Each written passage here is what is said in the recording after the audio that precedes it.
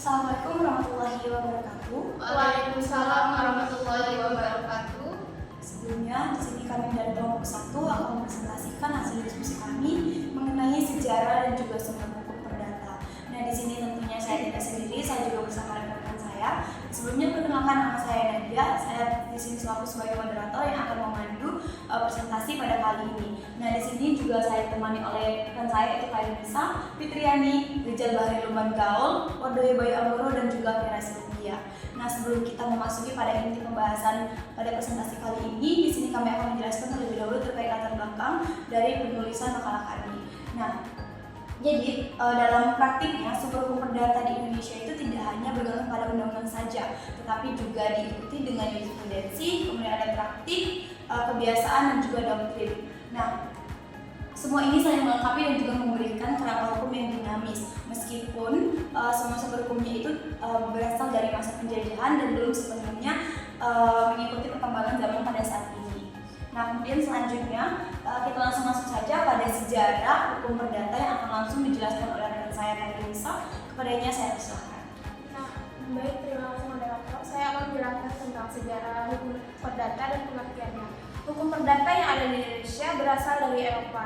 Sejak kedatangan Belanda di Indonesia, hukum yang dipergunakan mereka diusahakan agar sama dengan hukum yang ada di negeri asalnya. Sedangkan hukum Romawi menjiwai sebagian besar hukum-hukum di negara Eropa. Nah, untuk pengertian hukum perdata, menurut buku pengantar hukum Indonesia, hukum perdata ialah aturan-aturan hukum yang mengatur hubungan antar orang yang satu dengan orang yang lain di dalam kehidupan masyarakat dengan menitik beratkan kepada kepentingan individu atau perorangan. Oke, baik, terima kasih dari Nisa. Selanjutnya kita masuk pada sejarah perkembangan hukum perdata di Indonesia yang akan langsung dijelaskan oleh rekan saya Fitriani. Kepadanya saya persilakan. Baik, terima kasih kepada moderator. Di sini saya akan menjelaskan tentang sejarah perkembangan hukum perdata yang ada di Indonesia. Nah, hukum perdata di Indonesia ini tidak terlepas dari adanya sejarah perkembangan ilmu hukum di negara-negara Eropa lainnya. Dalam artian perkembangan hukum perdata di Indonesia. Nah, hukum perdata yang berlaku di Indonesia itu berasal dari Eropa. Sejak kedatangan Belanda di Indonesia, hukum yang dipergunakan mereka itu diusahakan agar sama dengan hukum yang ada di negeri asalnya. Nah, kodifikasi hukum perdata Belanda atau Burgerlijk Wetboek atau BW ialah Kode Napoleon dan Hukum Belanda Kuno. Nah, BW ini merupakan kitab undang-undang hukum perdata atau KUH perdata Belanda yang bersumber pada Code Civil des Francis. Nah, BW Belanda ini disahkan pada 1 Oktober 1838 yang sebagian besar masih mengikuti Code Civil des Francis. Nah, sedangkan Code Civil des Francis ini sangat dipengaruhi oleh hukum Romawi. Selanjutnya yaitu ada proses penerapan hukum perdata di Indonesia pasca kemerdekaan, yang dimana pada prosesnya ini perdata tetap berlaku setelah Indonesia merdeka berdasarkan pasal 2 aturan peralihan Undang-Undang Dasar 1945. Nah, hukum perdata ini berlaku di Indonesia sepanjang tidak bertentangan dengan Undang-Undang Dasar 1945, Pancasila dan peraturan undang-undang nasional lainnya. Selanjutnya yaitu ada sumber-sumber hukum perdata. Yang pertama yaitu ada undang-undang. Nah, menurut N.E. Algra, undang-undang dalam arti formal ialah undang-undang resmi atau undang-undang yang dibuat oleh pembuat undang-undang resmi namun tidak mengikat masyarakat umum. Nah, undang-undang dalam arti formal ini namanya juga dapat dipastikan undang-undang dan isinya tidak mengikat secara umum atau luas seperti undang-undang APBN, undang-undang naturalisasi atau kewarganegaraan. Sekian materi yang dapat saya sampaikan, saya kembalikan kepada moderator. Oke, baik, terima kasih Fitriani atas penjelasan materinya. Untuk selanjutnya terkait jurisprudensi dan juga traktat akan langsung dijelaskan oleh Nisa. Kepadanya saya persilakan. Nah, sumber hukum perdata yang kedua yaitu jurisprudensi. Jurisprudensi berasal dari bahasa Belanda dan bahasa Prancis yaitu jurisprudensi dan jurisprudensi yang berarti keputusan hakim yang terdahulu yang diikuti oleh keputusan hakim yang kemudian dipakai sebagai dasar putusan. Nah,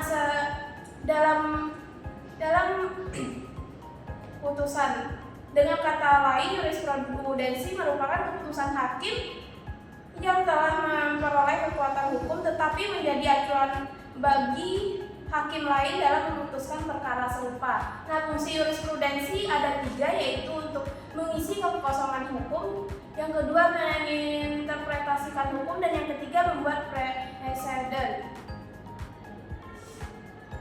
Adapun contohnya yaitu keputusan hakim dalam perkara pidana yang memutuskan bahwa pelaku yang melakukan tindakan pidana dengan menggunakan senjata api harus dihukum dengan hukuman yang lebih berat. Nah, yang ketiga yaitu ada traktat. Traktat juga disebut dengan treaty, yang merupakan perjanjian yang dibuat oleh dua negara atau lebih. Traktat juga diatur dalam Undang-Undang Dasar 1945 pada pasal 11. Traktat atau perjanjian internasional ini terdiri atas dua macam, yaitu traktat bilateral dan traktat multilateral. Traktat bilateral adalah perjanjian antara dua negara, dan traktat multilateral adalah perjanjian antar dua atau lebih negara. Nah, terdapat 4 fase dalam pembuatan traktat, yaitu penetapan atau sweeping yang oleh utusan dalam pertemuan resmi. Yang kedua ada persetujuan masing-masing parlemen. Yang ketiga ada ratifikasi, yaitu pengesahan masing-masing kepala negara. Yang keempat ada pengumuman kepada masyarakat. Nah, itulah materi yang dapat saya sampaikan. Saya kembalikan ke moderator. Oke, terima kasih Kak Nisa. Untuk selanjutnya yaitu terkait kebiasaan dan juga doktrin akan langsung saya jelaskan sendiri. Nah, kebiasaan itu merupakan suatu perbuatan yang dilakukan oleh manusia secara berulang di lingkungan masyarakat dalam kehidupan sehari-hari, dan ini diikuti oleh seluruh masyarakatnya. Nah, walaupun kebiasaan tersebut tidak dibuat oleh pemerintah ataupun lembaga yang berwenang.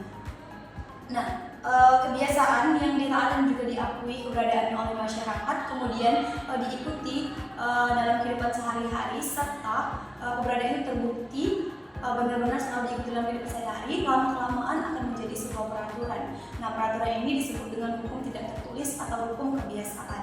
Nah, untuk menciptakan hukum kebiasaan ini ada syarat-syarat tertentu yang harus dipenuhi. Nah, yang pertama itu harus ada perbuatan manusia yang sama dan juga dalam keadaan yang sama pula. Kemudian masyarakat setempat itu harus mengikutinya.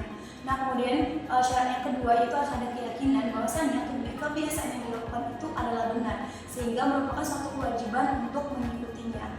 Nah, keyakinan ini terdapat dua hal. Yang pertama itu keyakinan dalam arti formil dan juga keyakinan dalam arti formil, material dan formil. Nah, kemudian selanjutnya yaitu sumber hukum perdata yang kelima, yaitu ada doktrin. Nah, doktrin ini merupakan ajaran yang berasal dari pendapat para sarjana hukum ataupun ahli hukum yang kemudian dapat dijadikan sebagai pedoman dalam mengambil keputusan oleh hakim. Nah, doktrin ini juga berkaitan dengan jurisprudensi, bahwasanya para hakim itu ketika mengambil sebuah keputusan itu harus berpedoman pada pendapat seorang ataupun beberapa orang sarjana hukum ataupun ahli hukum yang terkenal. Nah, jadi pendapat para ahli hukum itu atau pakar hukum itu merupakan sumber hukum melalui jurisprudensi. Nah, dari seluruh pemaparan materi kami, mulai dari sejarah, kemudian penerapan, hingga pada sumber-sumber hukum perdata, dapat disimpulkan bahwasannya hukum perdata di Indonesia itu memiliki sejarah yang panjang dan juga kompleks, dengan pengaruh kuat dari hukum Eropa, khususnya Belanda, karena penjajahan yang berlangsung selama berabad-abad. Nah, hukum perdata yang ada di Indonesia saat ini masih banyak dipengaruhi oleh warisan kolonial. Nah, meskipun telah dilakukan penyesuaian untuk mencocokkannya dengan nilai-nilai yang terkandung dalam Pancasila dan juga Undang-Undang Dasar 1945. Nah, sekian pemaparan materi dari kelompok kami. Apabila ada yang kurang ataupun salah, kami mohon maaf. Kami akhiri. Wassalamualaikum warahmatullahi wabarakatuh.